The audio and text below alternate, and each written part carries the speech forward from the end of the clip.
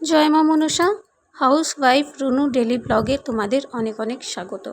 নমস্কার বন্ধুরা, শুভ সকাল। চলে এসেছি আবার নতুন একটা ভিডিও নিয়ে। তো আজকে আমাদের প্রায় সবারই শরীর প্রচণ্ড খারাপ। পুচকির বাবার দুজনেরই খুব জ্বর সর্দি, আর আমারও শরীরটা খুব একটা ভালো নেই, তাই আজ একটাই ভিডিও ছেড়েছি। তো দেখো, মেয়েকে একটু চানাচুর মুড়ি দিয়েছি চা দিয়ে খেতে, যাতে মুখটা একটু ছাড়ে, ঝাল ঝাল হয় আরও খেতে পারে, কিন্তু ওটাও ভালো করে একদমই খেলো না। আমিও চা বিস্কুট নিয়েছি, কিন্তু ওর থেকে একটু একটু নিচ্ছিলাম। তো বলছে, মা তুমি খাও, আমি আর খাবো না।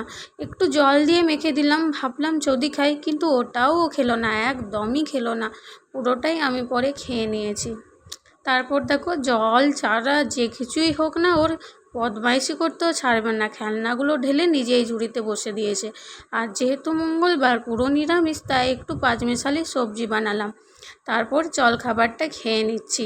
আর আমি টিভি দেখতে দেখতে জলখাবার খাচ্ছি। মেয়েকে একবার বললাম খা, একটু খা, কোনো মতেই খাবে না। উপরন্তু দেখো বদমাইশি করছে, জামাটা খুলে দিয়েছে, এরপর জামাটা নিয়ে খেলা করছে। আমি বলছি জামাটা পর, না ও জামা পরবে না, ওর নাকি গরম লাগছে।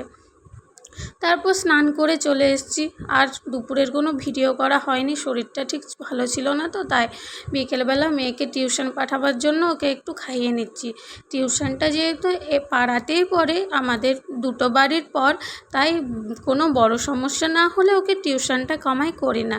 আর ও রোজগার মতো আমার থেকে আগেই যাচ্ছে। ব্যাগটা দেখেছো কেমন করে নিয়েছে, বলছি ঠিক করে নে, কোনো মতেই নেবে না।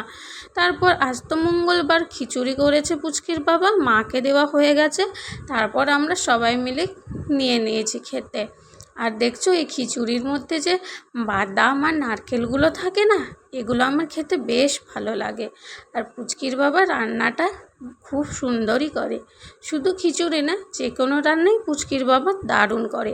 তো এই ভিডিওটা অবধি, দেখা হবে কালকে আবার নতুন একটা ভিডিওর সাথে। ভালো লাগলে অবশ্যই লাইক আর সাবস্ক্রাইব